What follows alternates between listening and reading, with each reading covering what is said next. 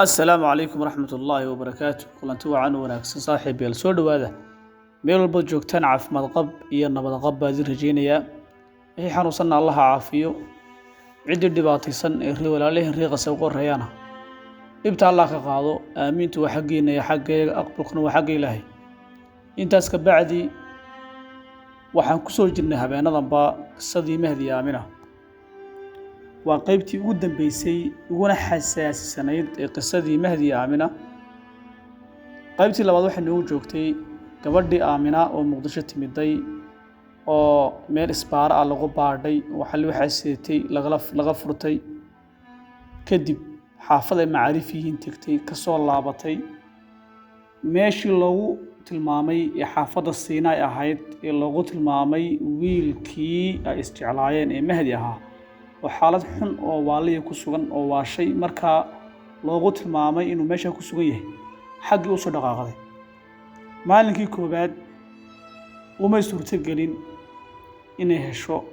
ويلكي أو سي أورادينيسي أي أورادينيسي أيا وقتي كدعي وقبلك كدعي وحا أسورتي قلو ويدي inay maalinka ku guuleysato inay hesho markii ay weyday waxay garaacay albaabkii ugu dhawaa gurigii ugu soo xigay ileen gobolkii baa dhacay oo meel ay tagto ma garanayso gurigii ugu dhawaa albaabkiisa garaacday waxaa ka furtay laakiin gabadh ay aad isku yaqaaneen waqtigii dagaaladii ka hor ay yaqaaneen oo saaxiib ahaayeen ayaa ka furtay alla waahib laayo iyo waahib laayo wal isku soo boodi habba laysa siiyay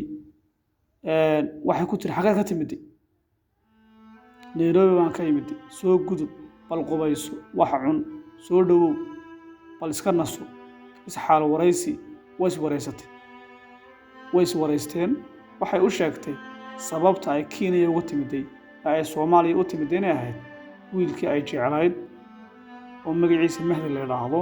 oo dagaaladii ka hor ay jeclaayeen dagaaladii ay ka lumeen imikana lagu soo wargeliyay inuu waash baadi doonkeegan iyo safarkeedan xamar ay ku timid imikuna oo yahay inay raadinayso wiilkaas waxay ka codsatay inay caawiso waan ku caawinayaa beetri waxa uu sheegtay in reerkoodu u kaxeeyeen magaalada Beledweyne laakiin la heli karo wiil ay walaalayihiin oo gaari wata oo labadii maalmoodba mar yimaada oo Beledweyne ka yimaada xamar yimaada laabta laakiin wiilkii isaga ahaa ee jeclayd oo waashay dadkoogii ay u kaxeeyeen magaalada Beledweyne ay ka codsatay inay tusto meesha uu ka baxay wiilkaas si ay ugu raacdo Beledweyne maalin kadib markii ay la kulmeen wiilkii bila kula siisay meel bay ku kulmeen baabuurtu ka baxdo waxa ay ku kulmeen meel boosteeja oo baabuurtu ka baxdo waxa ahaa wiil waji furan oo faraxsan wuxuuna u sheegay berri inuu tagi doono Beledweyne laakiin wuxuu ku yiri waxaan kula talinayaa inaad iska joogto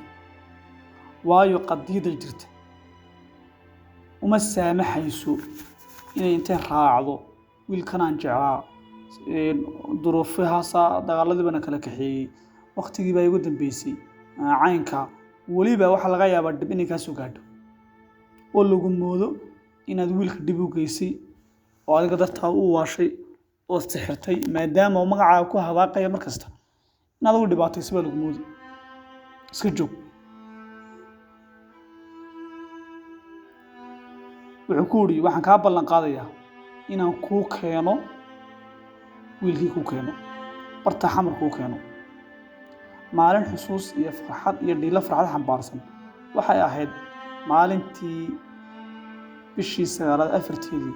1993 goor aroornimo ah ayaa albaabka la soo garaacay oo gurigii saaxiibadii la deganeed guri albaabka la soo garaacay waa la furay way ka fureen waxa qofkii ugu dhawaa ay indhuhu qabteen gabadha indheegu qabteen wuxuu ahaa Mahad oo timihii ku baxeen oo aad u caataa oo dhalan rogan oo diifi ka muuqato oo dareer ka soo daadanay naxdin iyo farxad ayaa gabadha isku raacay wiilkan la socda ee walaalkii Cabdikariin baa la dhaawaa walaalkiisa Cabdikariin ayaa markaa waday markaasuu ku yiri gabadhan ma garanaysaa wuxuu yiri haa waa Aamina wuu ku soo booday wuu isku duubay daqiiqada laga fuji kari waayey daqiiqada kadib wiilkii walaalkii wuxuu sheegay qofkii ugu horreeyay ee uu gartay inaad tahay muddo 2 sano ah 2 sano ninkaas xanuunsanayo inuu qofkii ugu horreeyay magaciisa gartay inaad tahay wallaahi dad badan baa jacayl la waashay oo la moodayo inay waali kala qabaan oo meelaha cilaajada lagu celcelinayaayo ama dhakhtar la geynayaayo in badan dad badan iska qarsoon yihiin waayo hadduu kugu xumaado shirad buu noqdaa waxay ka codsatay wiilkii iiga tag buu walaal wiilkii aan iiga tag ana helo sii joogo bal si aan u darso waxyaabaha uu tabanayo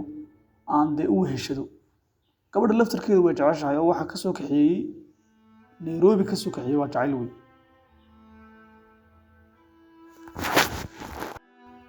marka gabadha laftarkeedu wiilka way jeceshahay waxa tir anigu wiilkii kule ani iiga tagay la joogay ayuu soo kala dhex galay wiilkii ma haday waa laabana soo kala dhex galay wili halkeediga aaday maxaad iga maqnayd maxaad ii dishay xageed igu ogeyd intaas dhan maxaad iga maqnayd su'aalo fara badan buu weydiiyey oo canaana wax alla waxay ku jawaabtay kan weydi waxay ku tiri muddo kadib waa aniga kula jooga mahadiyo waan ku soo laabtay mar dambana kaa tegi maayo gabadhu waxay leedahay muddadii ula joogay wiilku aan gacanta ku hayay ee walaalkii igaga tegay waxaan ogaaday inaanu sax ahayn oo maskaxdiisu aanay dhammayn oo waxaan idhaahdo inuu iska hoggaansamayo waxaan idhaahdo in kolba waxaa sameeyay amarkii iska qaadanayo oo maskaxdiisu aanay joogin maqata waxaan go'aansaday bay tiri inaan u kaxeeyo Nairobi oo dhakhtar geeyo oo baldaweeyo oo isku dayo inaan caafimaadkiisaas bal haddii wax laga qaban karo aan dhakhtar u raadiyo dhakhtar maskaxda iyo dhimirka iyo waxa qaabilsan laakiin waxaan ogaaday bay tiri inaan leega yeelin oo leega ogolaanin laakiin fikrad kale oo aad u khatar ah iyo go'aan kale oo khataran ku dhaqaaqay oo ah inaan la baxsado oo la dhuunto waayo waxaan ka baqayaa reerkooda inay diidaan maalinkii dambe ayuu wiilkii beledweyne ka soo noqday balankuna wuxuu ahaa buuri markan uu soo noqday inuu kaxeeyo waxaan ku uri walaal iiga tag waan eeganayaayo bal waan ku ildoogsanayaa maadaama jecelahay isna bal inta wilbiga helayay marka dambe soo noqotaan ku raacin doonaaye iiga tag hayabii guri gabadhii ayaan la tashaday saaxiibada ahayd waxay ugu tiri arrintan kugu raacsanahay wixii dhaqaalaana ka bixinaya la dhuumo waxaan isku diyaariyay bay tiri gabadhii safar dheer oo qarsoodiye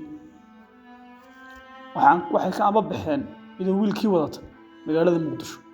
safar dhulka ah iyagoo si raacay gaari u socday gobolka Shabeellaha Hoose caasimadiisa Kismaayo magaalada Muqdisho ay gaari ka soo raaceen ilaa iyo Kismaayo tageen markay Kismaayo tageen diyaarad bay bartaas ka raaceen waa iyadii wiilkii ay jecleed oo xiskiisu markaan u dhanin Nairobi tageen durba gabadha waxay tiri ma nasani dhakhtar baanka iyo dhimirka u qaabilsan hase yeeshee wax weyn uma tirin dhakhtarkan u geeyey daawada dhiso kaliya siiyeen waxay yiraahdeen ninkan maskaxdiisa waxba lagama qaban karo waa la soo raagay muddo ayuu ninkani maskaxdiisu xanuunsan tahay marka bal daawooyinkaas lagu dajiyo cidna ma dilo cid ma caayo waxay tiri gabadhii sidaasaan ku wada noolahay isagoo dhimirkiisu caadi ahayn iyo anigoo isagoo iska daawada waxaan daris la ahay jacaylkiisa isagoo nin aani ahayn waayo nin waalan waxbana kuma xirmaan waxbana kama furmaan reerkoodu waxay ii yaqaanaan saaxiradii wiilkooda waashay reerkayguna waxay ii yaqaanaan tii sixirnayd markaan darisay waxay Soomaalidu sixirka u taqaaniba waa jacaylka dhabtaaba tiri gabadhaas waxaa tiri iminka muddo 12 sano ah ayaan ku wada nool nahay aragti keliya eed aadano oo aan ka baxsan lahayn mooyaane waayo isagu waxba ma garanayo dee laakiin anigu ila aadan hadalkiis kama absana kama baxsanayo waxa la yidhi Soomaalida waxa ku maamaadaa dadka qofka ugu wanaagsan ila aadan hadalkii baa ku yaal geed ugu dheerna shibir xaarkeedu baa ku yaal maxaa lagu jeedaa macna qof kastoo wanaagsan cidin baa wax ka sheegaysa nabi maxamed ummadda ugu khalqi ilaahay abuuray ugu sharaf badnaa maxaa la yidhi waa nis xiroola waa gabaya waa beenaale boqolaashii baa lagu sheegay marka gabadhaas waxaa tiri 12 sano ayaan wiilkii la noolahay bas ninnay ma aha inuu jacaylku cajiib yahay saas ku garanaysa dadku waxay yaqaanaan bay tiri gabadh waalan reerkayga waxay yaqaanaan gabadh sixiran wiilka reerkayguna waxay yaqaanaan gabadh wiilkooda sixirtay intaas ayay ku eegtay qisadii Mahdi iyo Aamina ilaahay subxaanahu wa tacaala khayrka hayna waafajiyo intaan qiso kale ku kulmi doono asalaamu calaykum waraxmatullaahi tacaala wabarakaatuh